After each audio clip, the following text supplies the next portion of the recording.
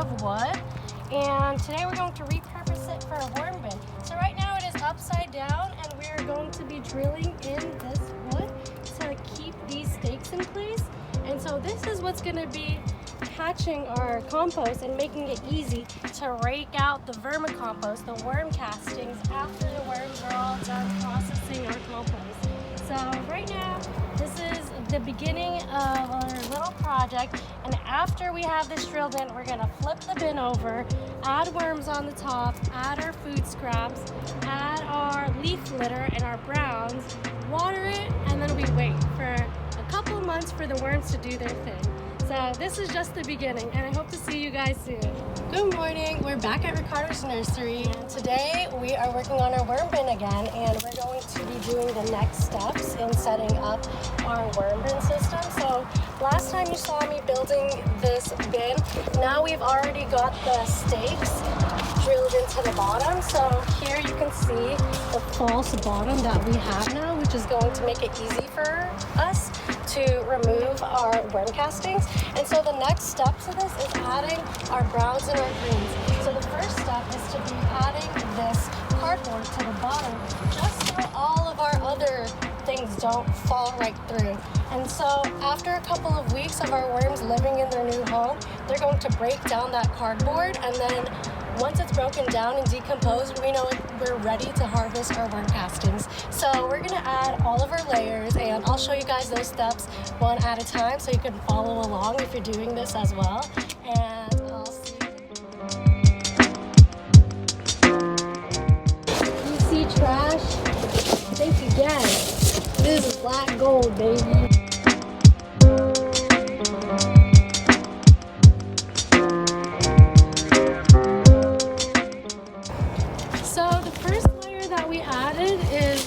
Sheets of cardboard, and this will be the base of our layers. This will hold all of the other materials in the bin. There are other browns that you can use and that you should use and incorporate throughout the bin. So on top of this cardboard layer, I'm actually going to throw a bucket of leaf litter. And this is just leaves that have fallen off the tree and I raked up. Don't throw it away. It is gold for your compost bins. Other browns that you can use include paper, cardboard egg cartons, and just other paper that can usually be recycled. It can, in most cases, be composted as well.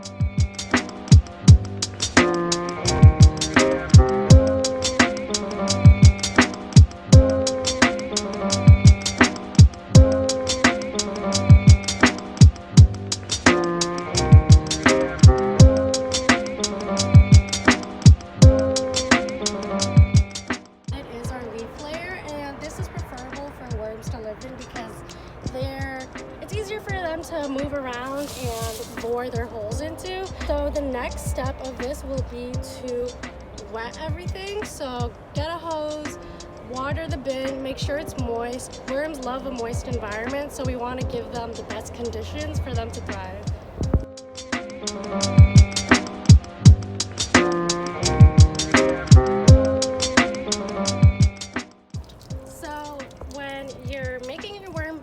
Make sure that you take out any plastics or metal trash that you see in there. Anything that, you wouldn't eat if you were a worm. I'm just adding more brown layers to our bin. So I'm just going to add a couple more sheets of cardboard. So now we're going to add our greens to the bin. So the browns are the brown materials, so dead leaves, cardboard, egg cartons, paper, that sort of thing. The greens now are organic matter.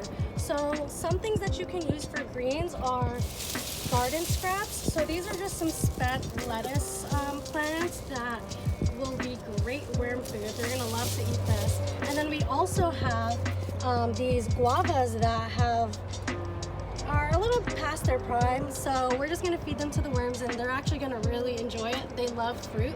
Other things that you can compost are just kitchen scraps that you have, so things like eggshells, coffee grinds, fruit peels, mango peels I see in here.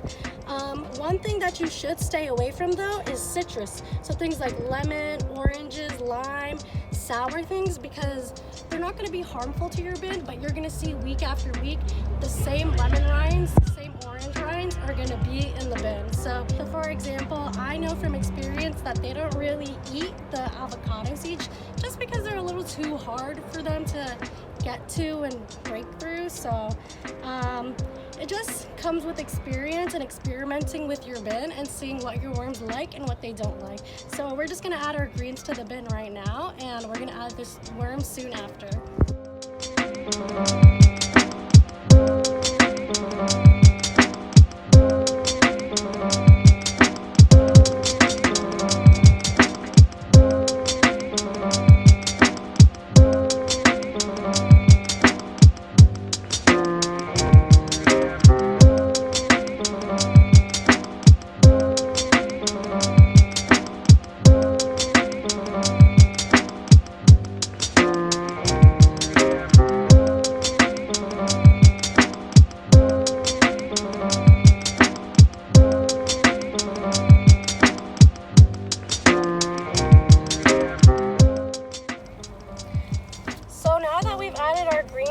Start to add the worms. So when you add the worms, don't be afraid to put in some dirt with it as well. The dirt will actually aid the worm in digesting its materials. So yeah, now the final step, or the penultimate step I should say, is to add the worms. So alright guys, enjoy your new home.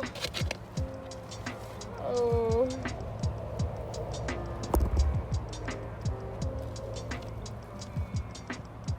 Corn on the cob? Yup, that's the corn. Hopefully there's some, I think that's a baby worm.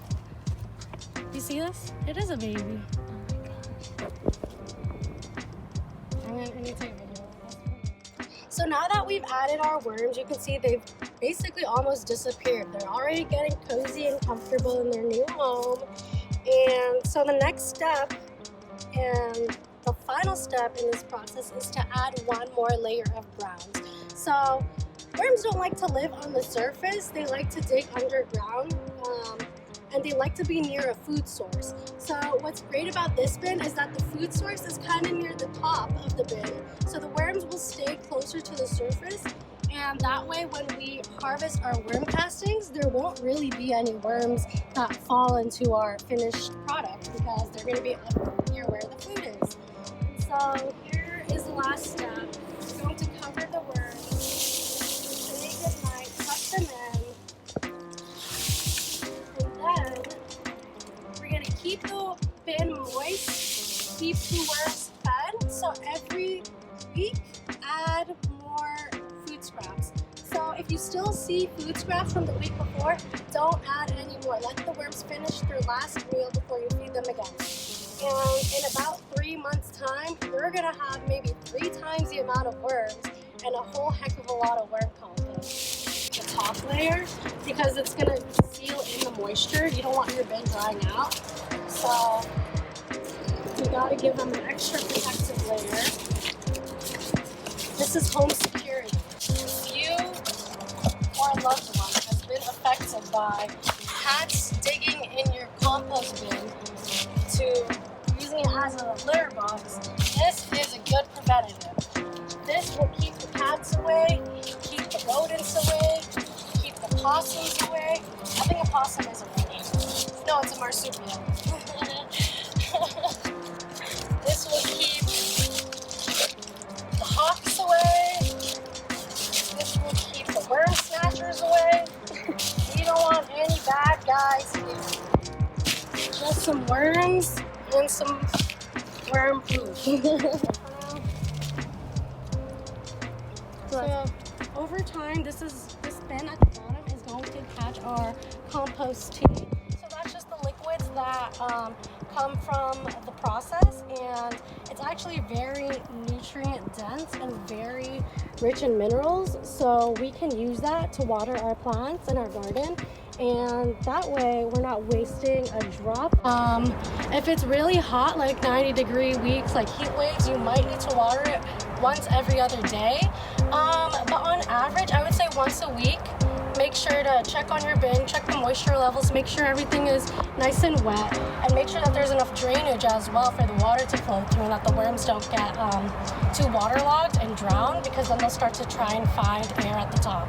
Steps one at a time so you can follow along if you're doing this as well. And I'll see you the next time.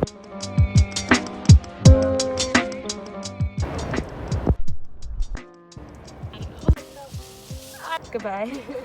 So you want to get that shot? So eggshell is okay. Lemon, no good. Oh! That was a little too fast. Not Michael Jordan. Nope. This is so bad.